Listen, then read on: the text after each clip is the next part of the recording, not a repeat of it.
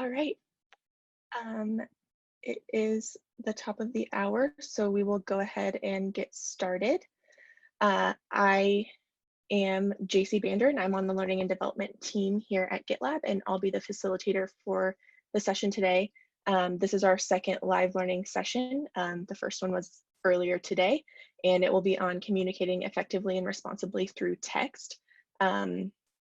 Like I said, this is our second session, kind of first group of doing this type of session. So please keep that in mind as we go through. And that said, we will have a survey for you to complete at the end of the session and give us feedback on what you liked, what you think we could improve on, and even ideas for future sessions. We will be going through the slides that are linked in the agenda doc. So you can access them there. I'll also be sharing my screen so you can see them on your screen as well. So I will start off by introducing who all will be helping out today. So Darren is our subject matter expert, and he will be helping me present the content to you today. And then on this second call, Sung Hae will be on to help answer any questions that you all might have. Darren, Sung Hae, and myself will help answer those questions at the end of this call. And then, yeah, Rose was on the call earlier today. And then what you can expect from this session. So we'll cover effective and responsible communication, what the communication guidelines here at GitLab are, and then what to do if you have a concern. And then how we communicate in text at GitLab. As you all know, we try to work as asynchronously as possible. So that means there's a lot of text communication that happens, and that can happen in a variety of different avenues. So Slack, merge requests, issues, email, Google Docs, anywhere that text is happening in communication form or where someone may see the text. So that's what we're referring to today in our session. And then we do have effective and responsible communication guidelines in our handbook. They are on the communication page.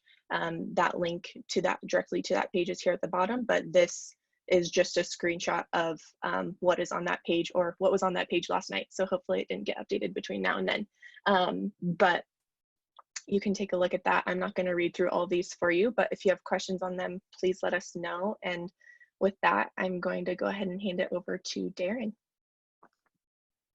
Awesome. Hi all, thanks Jacie. I'm Darren, head of remote here at GitLab. Thanks so much for joining this session. I've spent my entire career working remotely, building teams, hiring teams, mentoring teams, training teams, and editors, all remotely. So a lot of communicating over Slack and nonverbal and non-video, and there are definitely some differences in communicating like this long-term compared to co-located companies. So we just wanted to give you an overview of how we see that at GitLab and hopefully provide some tips and some time for Q&A. So this first slide, the goal of low context is to be considerate of the people or audience that you're speaking to. So there are some bullets here that you can dive into, but at a high level, it's really asking you to be considerate in every mode of communication that goes out. So it's important to recognize that what you write may be read in the future. So although you're writing it for right now, it's important to consider that somebody might come into the conversation months down the road, well after the initial thread began, and they might not have all of that initial context that you had when you wrote the initial communication. So it's important to be as specific and as detailed and as precise as possible to give that context down the road. And that's especially important in a company like GitLab, where we have new people joining all the time, and they are able to go back in GitLab issues and merge requests and in the handbook and see what the context was around why a certain decision was made or why a certain feature was added or removed. If you don't have that context there, they're lost from the very beginning. So it's important to consider people that come after you and what they'll, the context that they'll have when they read it. The key here is to assume that your readers don't know anything. And so if you come at it from that perspective, it gives you the impetus to put as much context around what you're saying as possible. It's easy to imply your experiences with text communication, but you need to remember that not everyone has similar life experiences to relate to, hence the need to be precise. And by being specific, you're forcing yourself to think through what you're saying. And in general, there's value in taking the time to be deliberate in communication. It just gives you some time to simmer on what you're about to say, put context around it. In general, that's a better way to go about communicating on text. And I just want to close this slide by saying this isn't suggesting that communication should be cold or soulless. In fact, in the GitLab Thanks channel, we encourage team members to be as specific as possible about what they're thanking someone for, such that you don't even need to be a part of the team or have that prior context to understand and recognize how a certain value was being lived out. Next slide.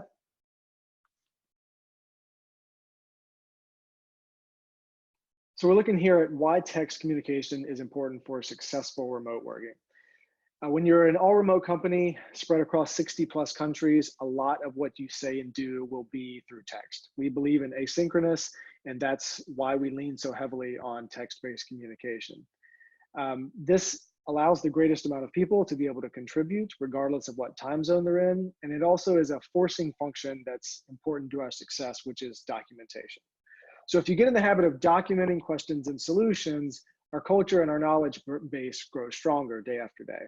And if you take shortcuts and don't document over time and at scale, you start losing a lot of that knowledge. So the spoken word is difficult to capture and record, and it's even more difficult to filter through. Whereas text communication can be assembled for a precise train of thought, which leads to fewer misinterpretations. Or at the very least, you'll have that to go back to and then ask for specific clarification when something is written down. So obviously text communication is not perfect, but it does lead to more documentation, which leads to less knowledge loss over time, which is a definite competitive advantage for us compared to a company that doesn't document as much and has to reinvent the wheel time after time. Working through discoverability is an issue that we're currently undergoing, and I think that we're going to be doing this for a long time. When you have 3,000 handbook pages, sometimes it's difficult to find what you're looking for. We recently did stand up a handbook page on tips for searching through it. But at the end of the day, it's better to have more knowledge than not, but rest assured that is something that's on our mind. Next slide, Jacie. So some examples on why and how text communication can be different and difficult. So the key here is to remember that words have impact long after they're written. So I like to say the internet is forever. And even with internal communications amongst a team, how you converse with one another, it's important to think about this as if it were viewed through an external lens. So if you had a journalist sitting in the room amongst the conversation within the team, what would that journalist think or say? That's a good frame of mind to put yourself in when you're going through your day-to-day team meetings. It's also important to consider your audience when you're speaking, and as best you can, consider who is on the receiving end of your text communication and what state of mind they might be in when they receive it. I like to recommend reading the room, which is to say, be aware of the current state of affairs and strive to communicate in a way that will diffuse versus further fuel any conflict or fire that may be going on. And lastly, it's not always about right or wrong. It can be about communicating in a way that will get you to a truce if you're in a time of conflict. And ideally, you want to communicate in a way that opens the door for true listening amongst both sides. So less speaking at someone and less speaking in a way that will invite conversation versus assuming the answer is already there. And all of these challenges tend to become less significant over time once you've built a rapport with a person or a team. And I'll say early on, you may need to lean on Zoom calls more often to clarify text communications and get a better understanding of a person's unique qualities in their text communications. Next slide. So a quick reminder here that this is on all of us. We're all moderators. If you see something, be sure to say something respectfully. Reach out to your direct manager, your people business partner. We have various Slack channels where concerns can be raised. We strive to provide a culture where everyone can raise their hand and say something if they see something. And it's all on us to maintain the healthy and safe environment. Next slide. So a word on feedback, always a fun one. So assuming positive intent is actually a sub-value within the GitLab values. And I think that applies particularly here when receiving feedback. So feedback is a gift. It might not always feel like a gift, but it actually is. It helps you understand other cultures, other points of views, things that you may not have considered. It's important to assume positive intent. We're all on the same team. We're all trying to make each other better. And feedback is a mechanism to become more understanding and more compassionate over time. So we not only work with a global team, but we communicate externally to a global audience. And when you assume positive intent, even if it feels like an attack, it puts you in a better position to ask for clarification versus reacting. The goal here is to create a two-way street of communication so that all parties are heard and work is put in by all sides to ensure that all points are understood. Again, not always the easiest thing, but assuming positive intent puts you in a better state of mind to go at it that way. It's also important to think through your responses to feedback. So you can't necessarily choose how you are spoken to, but you can choose how you respond. And collectively, if we all consider that, it makes for a healthier communication environment. Next slide. So this is a cartoon here that is kind of funny, it's kind of tongue-in-cheek, but there's a lot of truth to it. The illustration basically shows that it's your responsibility to own how something impacted someone, regardless of how you intended it.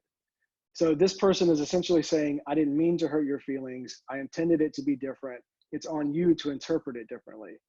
And the other person is saying, no, it came out of your mouth. This is how it impacted me. I want you to listen to what I'm saying so you can understand why I was impacted in this way. So if you speak it, it's your job to own it. And we need to create an environment where we're free to ask for clarification and work through those things versus just letting them linger and assuming that something was ill-willed.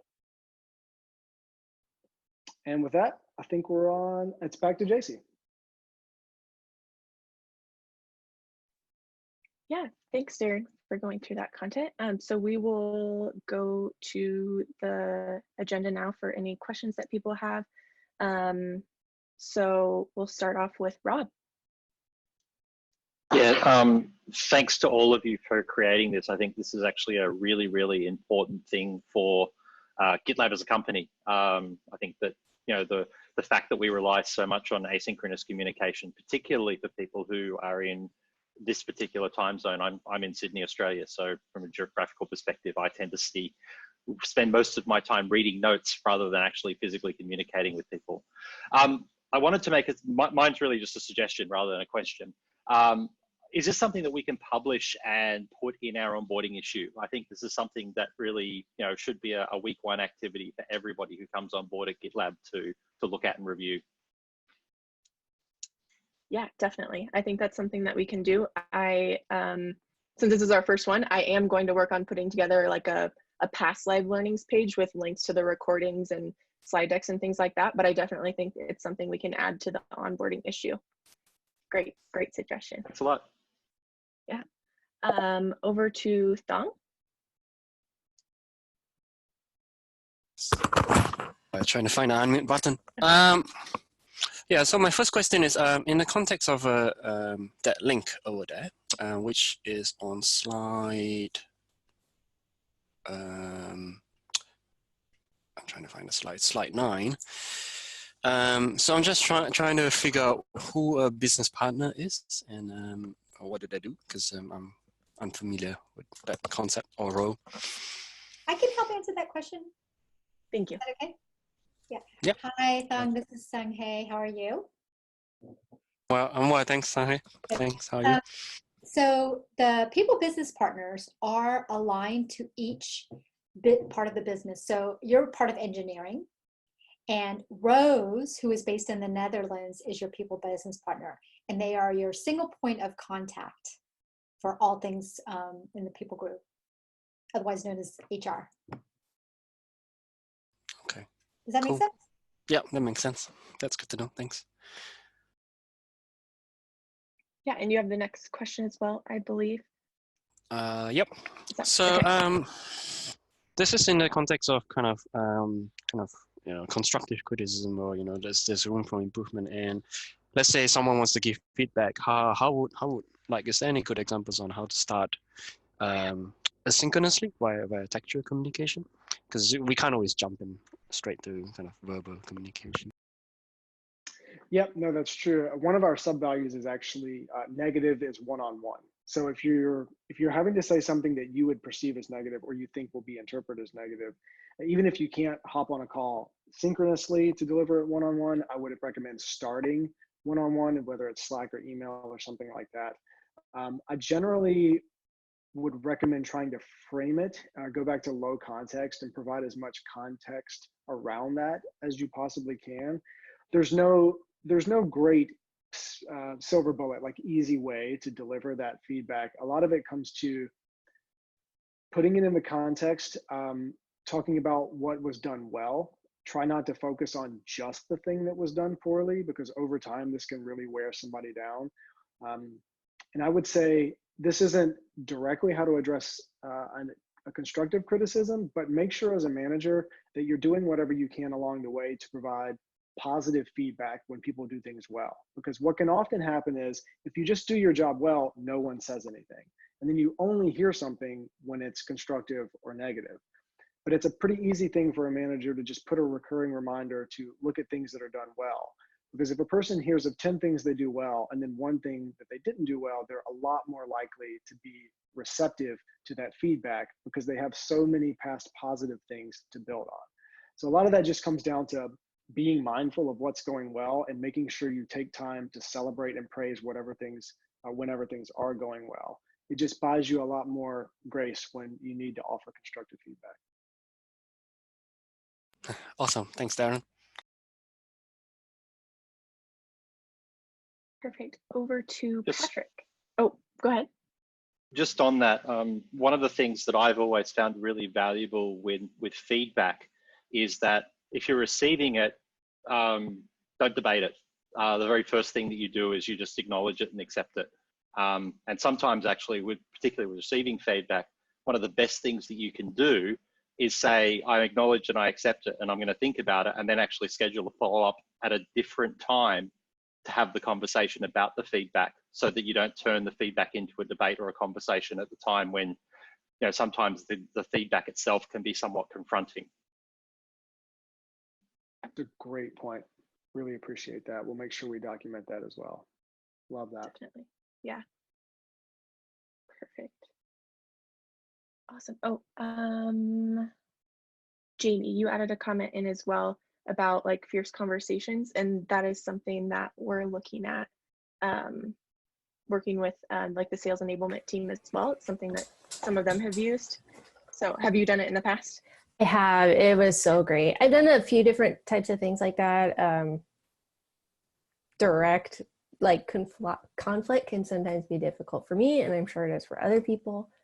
So it would be a great thing to offer. Definitely. Thank you for that suggestion. Okay, Patrick, over to you. Yeah, so put maybe a little differently than I worded it here. Do we have a recommendation for individual contributors who maybe feel they're seeing a pattern or a part of the business that is not following our best practices here, to sort of raise that in a safe environment, feel comfortable bringing that up and contributing to a solution? You want me to take that one? Yeah, that's perfect. Yeah, sure. Go for it. Okay, so I think there are a few different avenues. The first thing, and I realize that not everyone is comfortable or feeling safe. The leadership team does want to encourage everyone to give direct feedback. So if you feel comfortable, you should be able to call out the leader in a one-on-one, give the feedback. That we have a policy against retaliation, and we take that very seriously. So that's one. If you're not comfortable doing that, then you can also talk to your people business partner. Okay, great. And then my follow-up question, similar to William's idea from the previous session of sharing examples, it'd be really great to have some role-playing opportunities where we start with, here's a common scenario that I'm seeing in my section of the business or in my role, and then get people a chance to practice with each other and give fair feedback and coach people so that we get in the habit of doing things the right way.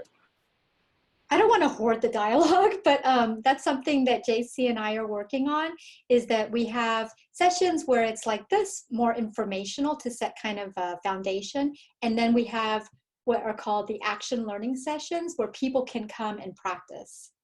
in a live situation. And that's for people who want the practice. Yeah, Sorry. Yeah, that's a great idea. Awesome. Thanks for the suggestion. And over to Tom Q. Oh, cannot verbalize. Okay. In the event where you think you could have written something better, is there a recommended mitigation strategy? Edits, follow-up, comments, Zoom call. Yep, so I can take that one. One of our sub-values is say sorry. It's pretty simple. People have different comfortability levels with how they say sorry and in what form they say sorry. But generally speaking, sorry is universal. I would recommend keeping it short. I mean, sorry suffices, and contrition is a thing that I think most people value and appreciate. It takes a stronger person to say sorry than it does to just debate it for another hour. So whatever medium you feel is best, I think a quick Slack would go a long way, and it kind of breaks down any walls that you may have accidentally built up, and you can go from there. And Charlie, you're adding in a follow-up question. Do you want to verbalize that? So I'm just thinking, if you're having this exchange on GitLab on an issue, for example, and so when folks reply to an issue, a notification is sent out. I may be in engineering, but I don't know the answer to this question. How many minutes does it take for that notification to be maybe not sent out, but compiled? So with whatever text is in that, does that make sense? Because that says if you can edit something, how likely will that be that edit will, like if you immediately edit it, will that edit make it into the notifications seen by other people? So as far as I'm aware right now, if you edit a comment within a GitLab issue, it doesn't resend a notification, not by default anyway. I'm kind of glad about that, given how noisy that would get. Yeah, so I think if there's a situation where there's something that you feel really significantly about, where an edit might not do it justice, I see no harm whatsoever in replying to yourself within the issue thread and just say, you know, actually, I meant this. That way people guaranteed get another notification. Fantastic, thank you. And then Flory, it's not a question, but do you want to verbalize? Is it Flory? Yeah, that's me. Okay. Yeah, I'm just going back to the end of the presentation about the comic, because it's something that I've historically struggled with. I find that very difficult, the intention and the way you communicate, and something that really helped me. Can't remember where I read it, I wish. It's we judge ourselves by our intentions, but people judge us by our actions. And I feel like it helps on both sides to understand that whether it's we receive something or we communicate, like for me, completely flipped my way of saying things and like kind of foster positivity. I find it very difficult because like we think about our intention when we communicate, but if we think about more about the way the person is going to receive it, it completely changed the way we say things. If that can help anyone else the way it helped me, I just wanted to share that. Yeah, I love that. And I think another way that people can kind of ease into that is if you feel like maybe what you're saying or what you're intending really isn't being received in the same way, you can simply say the things that you would normally say and then follow it up immediately with a question on, do you need clarification on that? Or is that clear? Or how is this received? I hope that we are fostering an environment where people would be open and honest with each other so that we can help each other be more clear if they feel like that's a struggle for them. Perfect. And then over to Sharky. Hi, yes, I just wondered if we had a mechanism to kind of raise your hand if, you know, coming to GitLab and learning GitLab's way of working is a massive paradigm shift. Do we have a mechanism to raise your hand or kind of say, hey, I'm having some challenges in getting this way of working really embedded in my day-to-day, so that you avoid some of those pitfalls that you're talking about?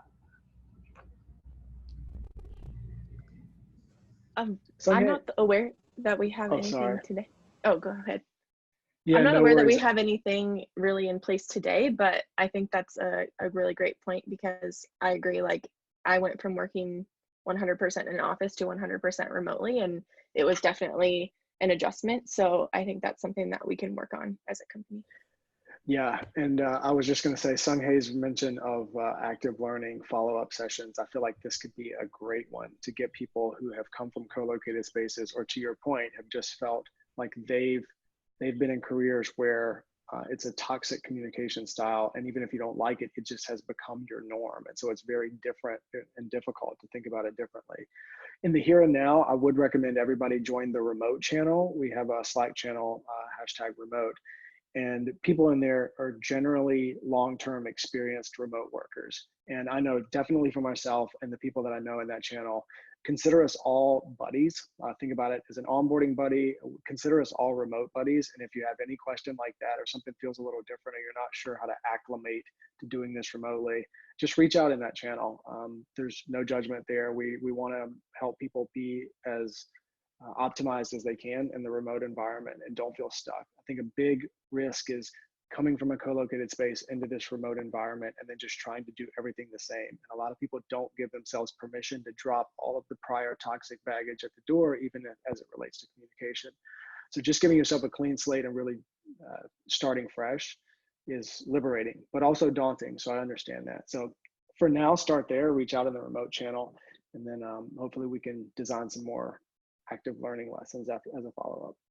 Yeah, and I would add to that that I think oftentimes we don't know what our problem is, or what our question is, or how to phrase it. And so I think a safe way to go about that in the remote channel is just to say, hey, does somebody have time for a coffee chat to help me with working at GitLab, or to help me with remote? And then you can just sort of have a safe time to just explore what you're feeling or your hunches are, to even be able to ask the right questions. Absolutely. And I think for conversations like that people are comfortable with, this could learn to documented lessons as we build out the all remote pages and our communication page in the handbook. Any lessons that come from these, if we document some of the results, even if you leave the personal details out, that can help everybody henceforth not have those same challenges, or at least see how people dealt with them. Perfect. And I know there are 2 more questions, but we are over time. And so if you do add questions in the doc, we will get you the answers to them. But we are over time, so we'll go ahead and end the call. But we really appreciate you all for attending. And please do take the feedback, or complete the feedback form. It should take you less than 5 minutes. But like I said, we will address these questions here that we didn't get to today. And thank you again for attending. Have a great rest of your day.